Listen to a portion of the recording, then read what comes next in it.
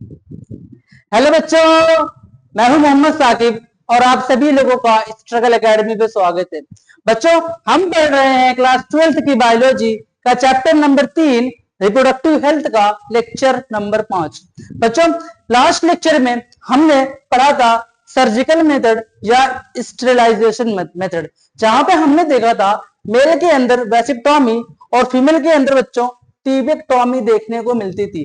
Vasectomy के अंदर vas deferens को कट करके बांध दिया जाता था और ट्यूबेक्टोमी के अंदर फैलोपियन ट्यूब को कट करके बांध दिया जाता था। आसान शब्दों में वेसेक्टोमी और ट्यूबेक्टोमी को जो आम बोलचाल की भाषा में कहा जाता है, ये बच्चों ये है नसबंदी। ठीक है बच्चों, आज हम पढ़ेंगे कुछ ऐसी बीमारियों के बारे में जो सेक्स करने के द्वारा फैलती हैं, जो इंटरकोर्स के द्वारा फैलती हैं। उन बीमारियों के बारे में पढ़ेंगे। बच्चों, वो बीमारियां कुछ बैक्टीरियल होंगी, यानी कि कुछ बैक्टीरिया कर रही होगी, और कुछ वायरल होगी, यानी कुछ वायरस के द्वारा प्रभावित हो रही होगी, और बच्चों कुछ एक दो ऐसी भी बीमारियां होंगी जो जो प्रोटोजोन्स कर रहे होंगे। तो बच्चों, एनसीईआरटी के अंदर सिर्फ बीमारियों के नाम ही लिखे हुए हैं, लेकिन जब आप एग्जाम देते हो, जब आप एग्जाम देने बैठते हो, तो वहां पे सिर्फ वो आपसे बीमारियों के नाम नहीं पूछता है, वो आपसे ये भी पूछता है कि उस बीमारियों को कौन कर रहा है, यानी कि उस पॉजिटिव एजेंट का नाम बताओ। ठीक है, तो बच्चों हम थोड़ा सा एनसीईआरटी के बाहर जाएंगे और उसको भी जानने की कोशिश करेंगे। तो बच्चों शुरू करते हैं आज का टॉपिक। ठीक है बच्चों, आज हेडिंग क्या रहेगी? हेडिंग रहेगी हमारी बच्चों, हेडिंग रहेगी सेक्सुअल ट्रांसमिटेड इंफेक्शन, यानी कि एसटीआई, जिसे विनरल डिजीजेज, जिसे बच्चों विनरल डिजीजेज या रिप्रोडक्टिव ट्रैक्ट इंफेक्शन भी कहा जाता है। तो बच्चों हेडिंग क्या रहेगी? हेडिंग रहेगी sexual sexual transmitted transmitted transmitted infection, जिसे बच्चों आप शॉर्ट फॉर्म में एसटीआई के नाम से भी लिख सकते हो, और ये एग्जामिनर में कभी कभी सिर्फ एसटीआई ही पूछेगा ना, एसटीआई। ठीक है, एसटीआई सेक्सुअल ट्रांसमिटेड इन्फेक्शन। भाई सेक्सुअल ट्रांसमिटेड इन्फेक्शन को हम विनरल डिजीज भी कहते हैं। क्या कहते हैं बच्चों? विनरल डिजीज, यानी कि इसका जो बच्चों दूसरा नाम है, जो दूसरा नाम है वो है विनरल डिजीज। विनरल डिजीज, या इसी का एक और नाम है जिसको कहते हैं रिप्रोडक्टिव ट्रैक्ट इन्फेक्शन। क्या कहते हैं? रिप्रोडक्टिव ट्रैक्ट इन्फेक्शन, यानी कि और किसी भी इन तीनों का कोई भी नाम इस्तेमाल करके आपसे सवाल पूछ सकता है। क्या है बच्चों? और रिप्रोडक्टिव और ट्रैक्ट इन्फेक्शन। ठीक है, रिप्रोडक्टिव ट्रैक्ट इन्फेक्शन। ठीक है, ये रही हमारी हेडिंग। क्या रही बच्चों? ये रही हेडिंग, लिख लेना sexual transmitted infection, venereal diseases और reproductive tract infection. Okay, heading के करते हैं थोड़ा छोटा।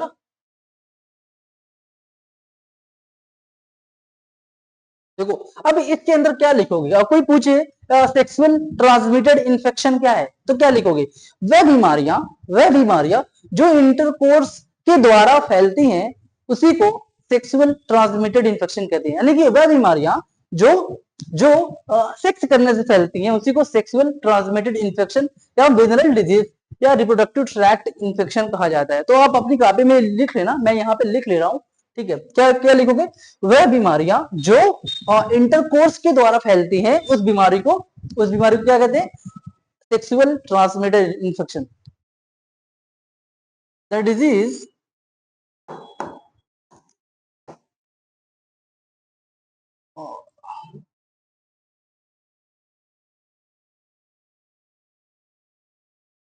The disease the disease which which वह बीमारियां जो which are transmitted which are transmitted मतलब बच्चों एक जगह से दूसरी जगह फैलना। ट्रांसमिटेड, वह बीमारियां विच आर ट्रांसमिटेड थ्रो यानी के द्वारा, through through intercourse through intercourse. Intercourse, intercourse मतलब बच्चों हिंदी में इसको कहते हैं, ठीक है, संभोग करना, ठीक है, इंटरकोर्स, थ्रो इंटरकोर्स, इतना लिखना है। जो हिंदी वाले हमको क्या लिखोगे, वह बीमारियां जो इंटरकोर्स करने से फैलती हैं उसको क्या कहते हैं, सेक्सुअल ट्रांसमिटेड इन्फेक्शन। मैं आपसे कहा था जैसे एसटीआई है बच्चों, वो कुछ बैक्टीरिया से होती है, कुछ वायरस से होती है, और कुछ बच्चों प्रोटोजोवन से होती है। तो हमको बच्चों एक एक करके तीनों चीजें पढ़नी है, यानी कि वह कौन सी बीमारियां हैं जो बैक्टीरिया से होती है। जैसे यानी कि जो एसटीआई है, एसटीआई है बच्चों, वो किससे किससे होती है, पहला वो बैक्टीरिया से हो सकती है ना, बैक्टीरिया से हो सकती है बच्चों, वो वायरस से हो सकती है, वो वायरस से हो सकती है, और बच्चों और प्रोटोजोवन से भी हो सकती है ना,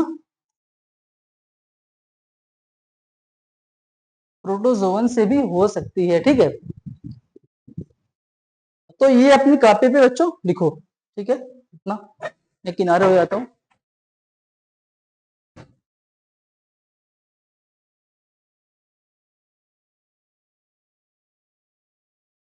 हेलो बच्चों, लिख लिया आपने, चलो बढ़ते हैं आगे, ठीक है। तो बच्चों मैं ये लिख के लाया हूं ताकि आप लोग का समय बचे।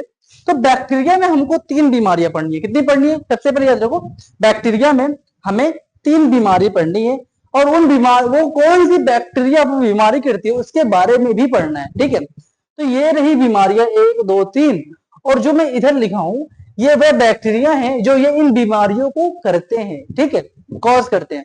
तो सबसे पहले देखो मैं लिख के लाया हूं, मैं तुमको याद करवा के ही भेजूंगा, याद है, टेंशन मत लो। सबसे पहले शब्द बोलो, गोनोरिया बोलो।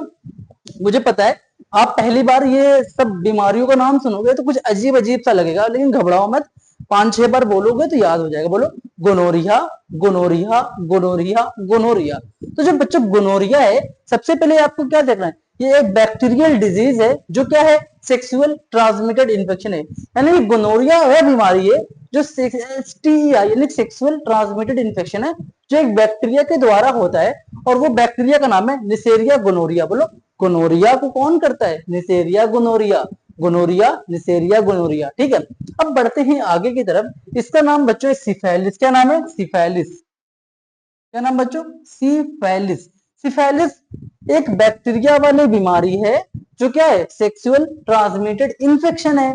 इसको कौन सी जो ये बीमारी कौन सी बैक्टीरिया करती है उसका नाम है ट्रोपोनेमा। बोलो ट्रोपोनेमा, ट्रोपोनेमा पॉलिडम, पॉलिडम, ट्रोपोनेमा पॉलिडम। यानी कि सिफेलिस वह बैक्टीरिया बीमारी है जिसको ट्रोपोनेमा पॉलिडम करता है। गोनोरिया निसेरिया गोनोरिया, सिफेलिस प्रोटोने ट्रोपोनेमा, प्रोटोनेमा नहीं, ट्रोपोनेमा पॉलिडम, ट्रोपोनेमा पॉलिडम। उसका बच्चों आता है तीसरा, उसका नाम है chlamydiasis, chlamydiasis, chlamydiasis, chlamydiasis, chlamydiasis, chlamydiasis. Gonorrhoea, syphilis, chlamydiasis, gonorrhoea, syphilis, chlamydiasis, gonorrhoea, syphilis, chlamydiasis. Chlamydiasis बच्चों कौन करता है, क्लैमाइडिया ट्रैकोमैटिक्स, क्लैमाइडिया ट्रैकोमैक्टिक, ठीक है, क्लैमाइडिया ट्रैकोमैक्टिस। आपने इधर पढ़ा बीमारी गोनोरिया, सिफेलिस, क्लैमाइडियसिस। गोनोरिया कौन करता है, निसेरिया गोनोरिया। सिफेलिस कौन करता है, ट्रोपोनेमा पॉलिडम, ट्रोपोनेमा पॉलिडम। क्लैमाइडियसिस कौन करता है, क्लैमाइडिया ट्रैकोमैक्टिक, क्लैमाइडिया ट्रैकोमैक्टिक, ठीक है। याद हुआ कि नहीं, gonorrhoea syphilis, gonorrhoea syphilis chlamydiasis, gonorrhoea syphilis chlamydiasis, ठीक है। कॉपी भी लिखना, इंशाल्लाह याद हो जाएगा। आगे बढ़ते हैं, ये वह बीमारी है, वो कौन सी सेक्सुअल ट्रांसमिटेड इन्फेक्शन है जो प्रोटोजोआ करता है। तो बच्चों सिर्फ एक ही बीमारी एनसीईआरटी के अंदर, उसका नाम है trichomoniasis, trichomoniasis, trichomoniasis, trichomoniasis, trichomoniasis, trichomoniasis, trichomoniasis, trichomoniasis. Trichomoniasis कौन करता है, trichomonas vaginalis, trichomonas vaginalis, trichomonas vaginalis क्या है, ट्राइकोमोनास वेजिनालिस एक प्रोटोजोआ है जो ट्राइकोमोनियासिस बीमारी को करता है। और ये कौन सी बीमारी है, ये एक सेक्सुअल ट्रांसमिटेड इन्फेक्शन है, ठीक है। ट्राइकोमोनियासिस को कौन करता है? ट्राइकोमोनास विजिनालिस। ठीक है, आगे बढ़ते हैं बच्चों। अब हम पढ़ेंगे वह बीमारी जो वायरस के द्वारा होती है। बच्चों वायरस के द्वारा होने वाली टोटल 4 बीमारियां हैं, जिसमें एड्स तो आपको पता ही होगा, एड्स पता होगा। ठीक है, हेपेटाइटिस बी भी आपको ज्यादातर बच्चों को पता होता है। देखो यहाँ पे 4 बीमारियां लिखी थी, 2 में तो जेनाइटल जेनाइटल आ रहा है, genital herpes, genital warts, genital herpes, genital warts, genital herpes, genital warts. ठीक है, genital herpes, genital warts, hepatitis B, AIDS. समझ में आ रहा था? वायरस से होने वाली 4 बीमारियां कौन कौन सी है? Genital herpes, genital warts, hepatitis B, virus. बोलो आंख बंद करके, तभी याद होगा। Genital herpes, genital warts, hepatitis B और एड्स। ठीक है, अब बच्चों याद रखें, hepatitis herpes, sorry, genital herpes किस बीमारी, कौन से वायरस के द्वारा होता है? बच्चों इस वायरस का नाम है herpes simplex virus, herpes simplex virus, herpes simplex virus. Genital herpes कौन से वायरस से होता है? उसके नाम में ही हर्पिस आ रहा है, herpes simplex virus.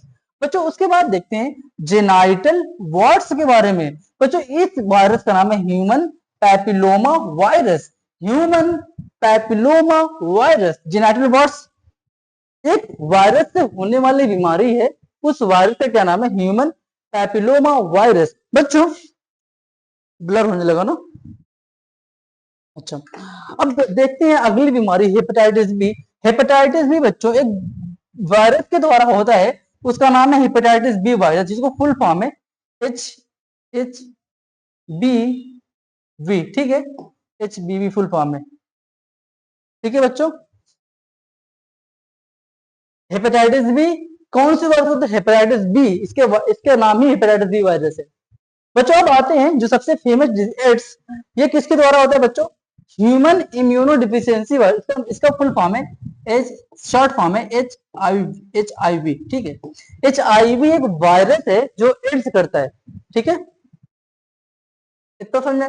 Genital herpes, genital warts, hepatitis B और एड्स। आगे बढ़े अब, चलो बच्चों बढ़ते हैं। ये तो हो गई बीमारी। अब पूछा ये जाता है ना, देखो ये इनमें बीमारी हो, जैसे तुमको बुखार हुआ, सही हो गया। कुछ बीमारियां ऐसी होती है जो अगर हो गई तो उनका इलाज नहीं है।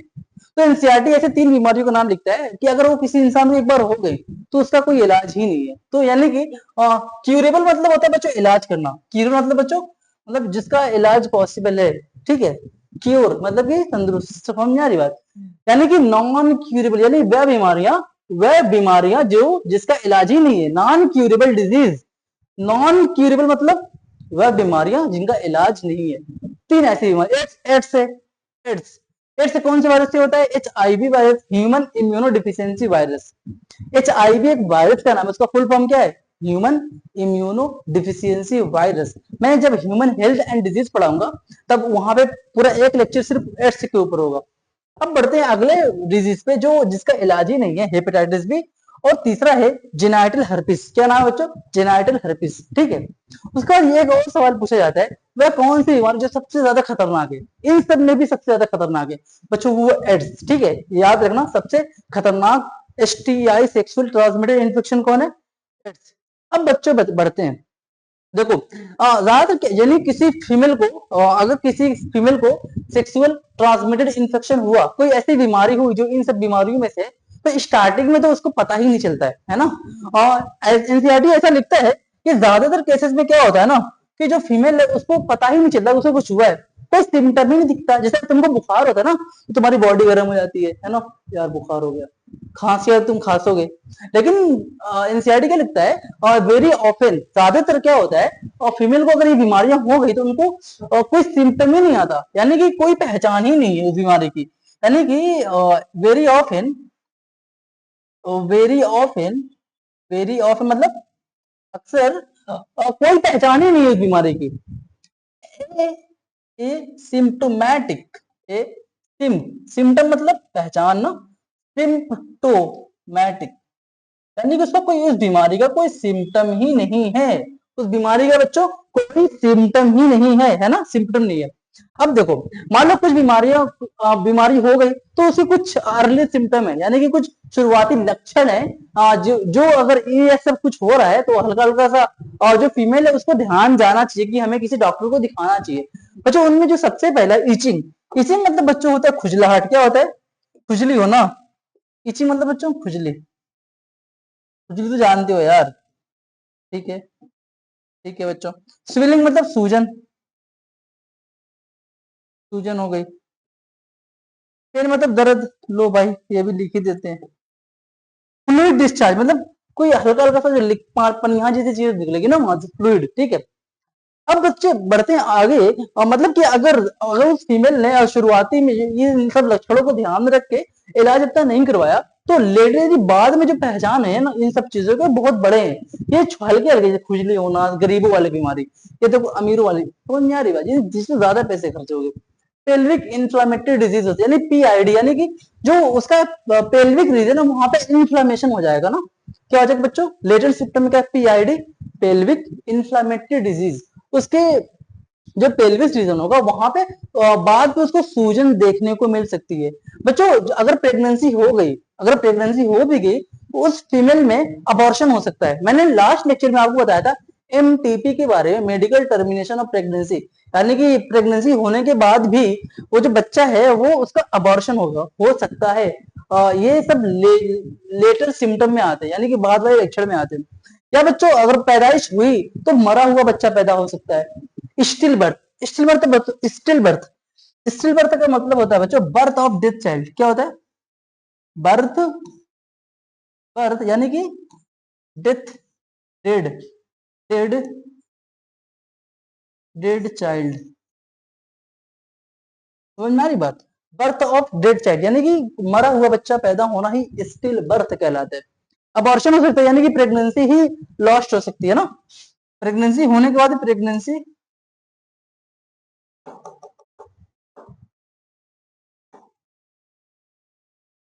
Loss of pregnancy. ठीक है। अब बच्चों अब बढ़ते हैं, और क्या लक्षण है एक्टोपिक प्रेगनेंसी। अब मैंने आपको पढ़ाया था प्रेगनेंसी क्या होती है, इम्प्लांटेशन मैंने आपको पढ़ाया था ना। इम्प्लांटेशन क्या था? जब वो जो वो ब्लास्टोसिस्ट थी वो यूटेरस की एंडोमेट्रियम में धस गई थी, उसको इम्प्लांटेशन कहते हैं। लेकिन बच्चों ऐसा हो सकता है कि जो वो इम्प्लांटेशन हुआ हो, अगर उसको बाद में ऐसा कुछ हुआ, जो इम्प्लांटेशन हुआ हो वो बच्चे दाने में ना हुआ हो, यूटेरस के अंदर फैलोपियन ट्यूब में ही कहीं हो गया। तो एक्टोपिक प्रेगनेंसी क्या होती है, मैं यहाँ पे नेक्स्ट पेज पे लिख देता हूँ एक्टोपिक प्रेगनेंसी के बारे में। एक्टोपिक, एक्टोपिक प्रेगनेंसी क्या कहलाती है, क्या कहती है बच्चों? एक्टोपिक प्रेगनेंसी क्या कहती है? Implantation of the blastocyst, blastocyst का इम्प्लांटेशन अगर यूटेरस के अलावा और कहीं हुआ। मैंने क्या पढ़ाया था? ये था यूटेरस, ठीक है, ये थी एंडोमेट्रियम, और यहाँ पे आके जो ब्लास्टोसिस्ट थी वो यहाँ पे आकर उसकी हमने इम्प्लांटेशन कहा था। मैं क्या कह रहा हूँ यहाँ पे एक्टोपिक प्रेगनेंसी में, अगर जो ब्लास्टोसिस्ट है उसका यूटेरस के अलावा और कहीं भी इम्प्लांटेशन हो गया तो वो एक्टोपिक प्रेगनेंसी कहलाएगी। अब आप खुद सोचो, अगर यूटेरस में इम्प्लांटेशन नहीं हुआ, कहीं और इम्प्लांटेशन हो गया तो बच्चा जिंदा थोड़ी रहेगा, वो फीमेल को भी प्रॉब्लम होगी, बच्चे को भी प्रॉब्लम होगी, है ना। वो 9 महीने तक उसको रहना इम्पॉसिबल है, और कहीं और इम्प्लांटेशन होता है तो क्या लिखोगे? इम्प्लांटेशन,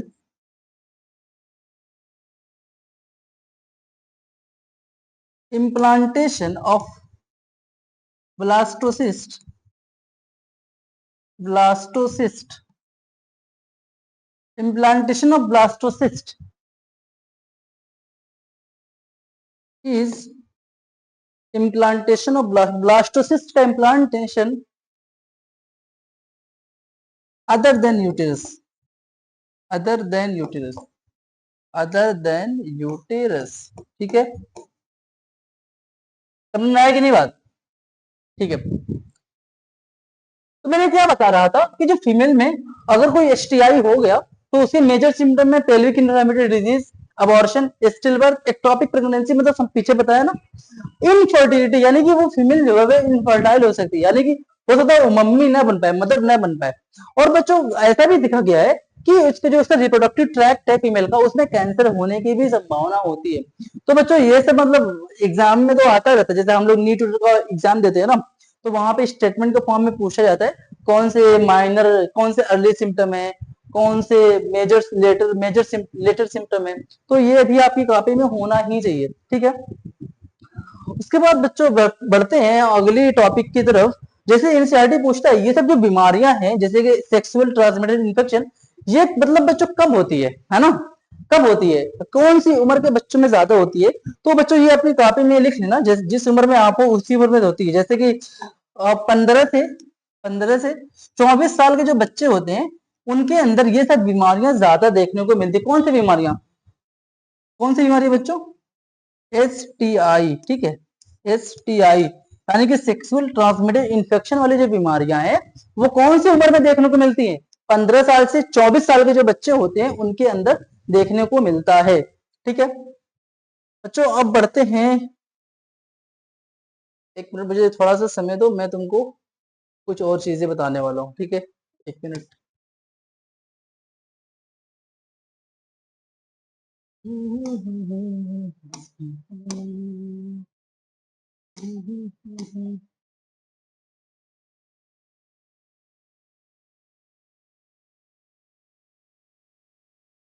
एक मिनट दोस्त,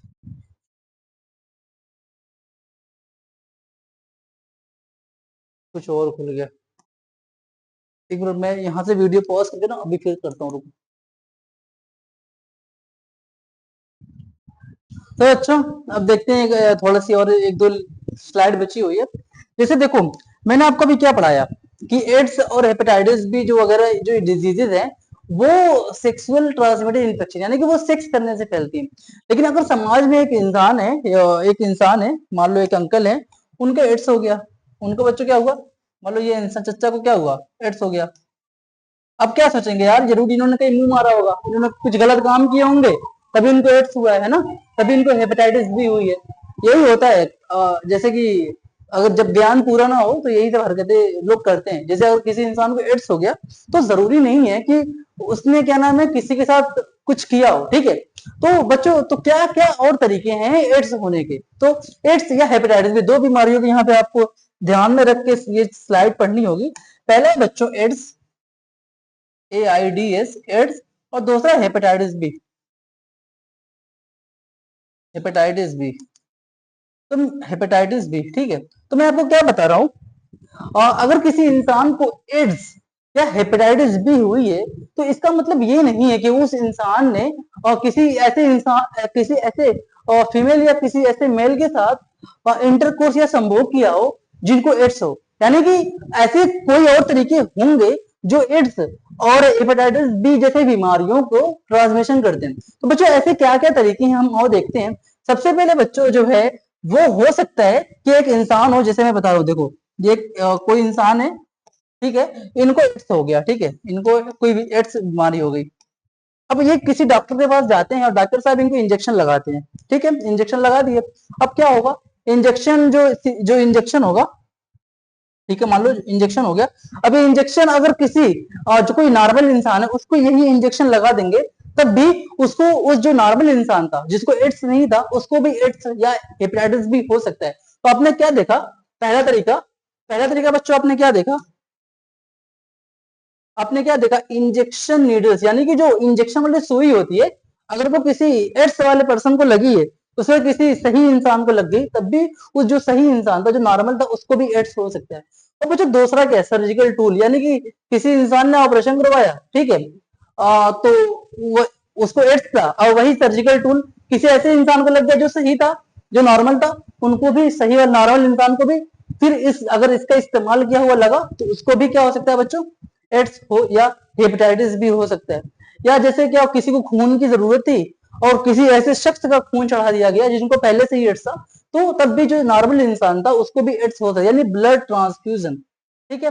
या बच्चों कोई मम्मी है उनको पहले से ही एड्स है तो उनकी जो संतान होगी, जो बच्चा पैदा उनका होगा उसको भी एड्स आ ही जाएगा, ठीक है, मदर टू चाइल्ड।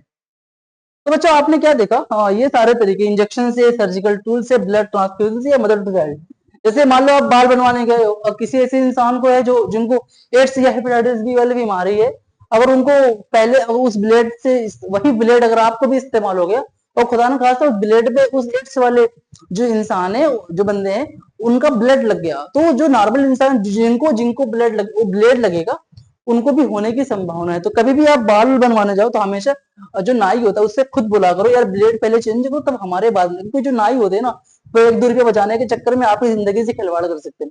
तो बच्चों ये तक क्या नाम है ट्रांसमिशन मोड, क्या क्या तरीके हैं फैलने के। तो कभी भी किसी इंसान को एड्स जाहिर की तो गलत सोचना कि ये जरूर कुछ किया होगा, नहीं, ये सारे तरीके भी हो सकते हैं, ठीक है। और ये एग्जाम में बच्चों आते हैं। तो बच्चों इसका तरीका क्या है, अगर आप ये चाहते हो कि आपको जो मैंने अभी लेक्चर पढ़ाया था सेक्सुअल ट्रांसमिटेड इन्फेक्शन या बीमारी कि आपको ना हो, तो क्या करना है आपको। सबसे पहले अगर आप मुस्लिम हो तो सिर्फ आप अपनी वाइफ के साथ ही इंटरकोर्स कर सकते हो। तो ये सारी चीजें तो आपको पढ़ना ही नहीं चाहिए ना। लेकिन अगर आप मुस्लिम नहीं हो या मतलब तो देखो देखते हैं क्या है। अवॉइड अननोन, ठीक है, यानी कि किसी अनजान शख्स के साथ आपको इंटरकोर्स नहीं करना है, या मल्टीपल पार्टनर, या आप किसी अनजान के साथ कर लियो तो बार बार किसी अलग अलग पार्टनर मत चुनो इंटरकोर्स करने के लिए। तो पहला सावधान क्या होगा, समझ में आया बच्चों, अननोन या मल्टीपल पार्टनर से बचें। और दूसरा क्या है बच्चों, यूज कॉन्डोम। अगर आप इंटरकोर्स कर रहे हो किसी अजनबी के साथ तो आप क्या करो, हमेशा कॉन्डोम का यूज करो।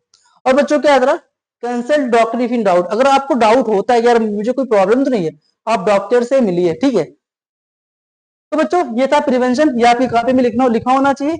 और ये भी लिखा होना चाहिए ये क्या नाम है, ये चारों पॉइंट है, इंजेक्शन वाला, surgical too, blood transfusion, mother to child, क्योंकि एग्जाम में आता है कि एड्स और हेपेटाइटिस बी फैलने के क्या क्या हो सकते हैं। तो ये चीजें आपकी कॉपी में होनी ही चाहिए, ठीक है। तो बच्चों मिलते हैं अगले वीडियो में, तब तक के लिए खुश रहो, पढ़ते रहो, खुशियां बांटते रहो। Thank you so much.